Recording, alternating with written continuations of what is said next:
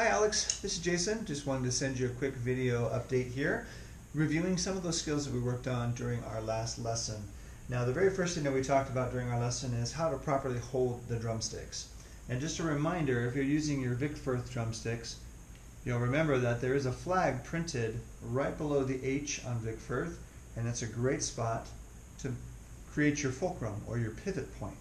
And to do so, you can take your thumb and put it right on top of that flag, and then the joint of your index finger is going to go directly behind that, and it creates a nice firm grip, yet loose enough to play, loose enough to move back and forth, which when your fingers are wrapped lightly around them gives you really good control of the stick.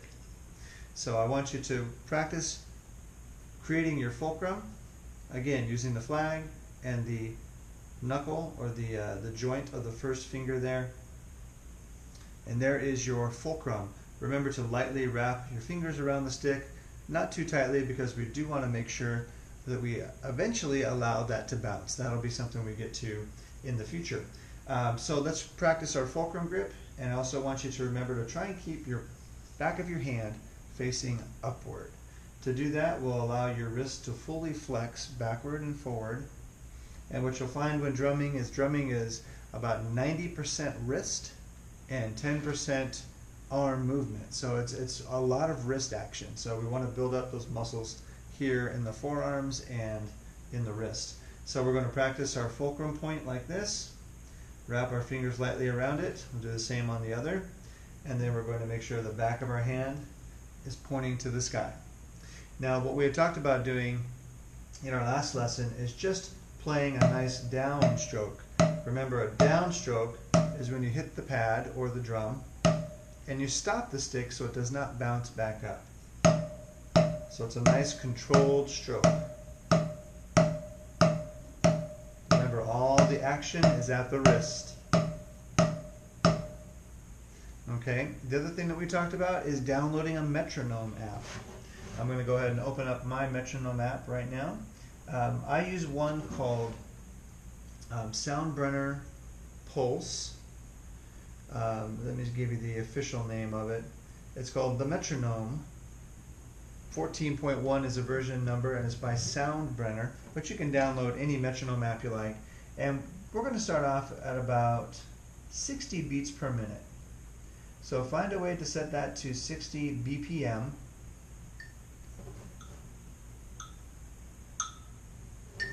You can hear the metronome going, and I just want you to alternate strokes. We call this singles or single stroke roll, and that would be just 1, 2, 3, 4, 1, 2, 3.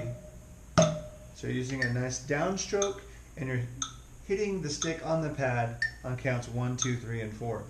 Now we can also change the subdivision to play eighth notes, and that was the second thing we had talked about. 1, 2, 3, 1 and 2 and 3 and 4 and 2 and 3 and 4 and. So we have our single strokes, 1, 2, 3, 4. Playing my quarter notes on my bass drum.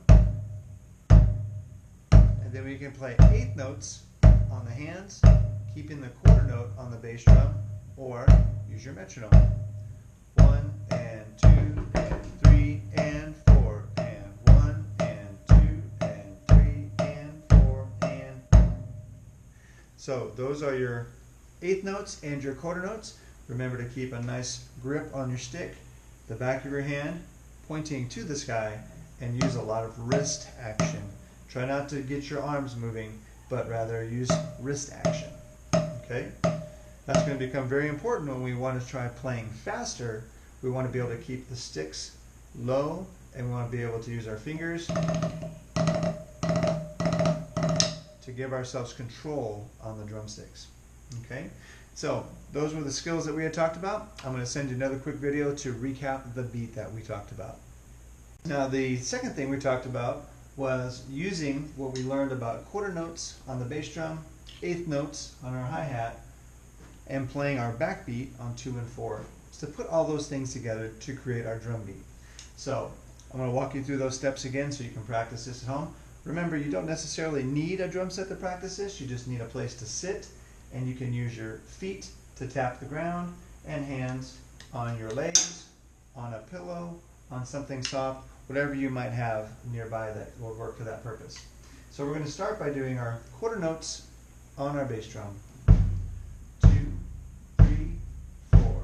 1, 2, 3, 4. 1, 2, 3, 4. 1, 2, 3, 4. Now we're going to add our eighth notes on the hi-hat with our right hand.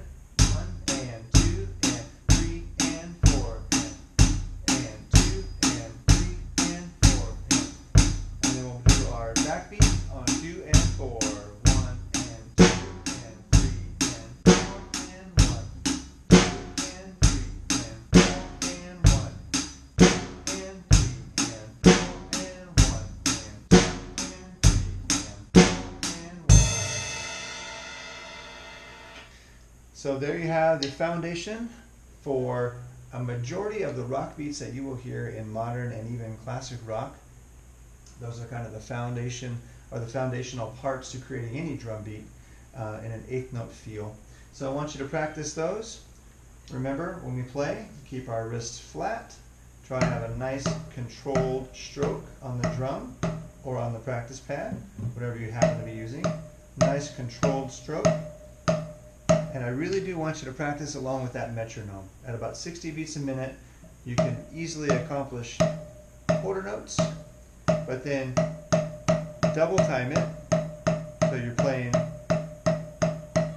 1, 2, 3, 4, 5, 2, 3, 4, and then you go to 1 and 2 and you play the notes in between like so. 1 and 2 and 3 and 4 and 1 and 2 and 3 and 4 and 1.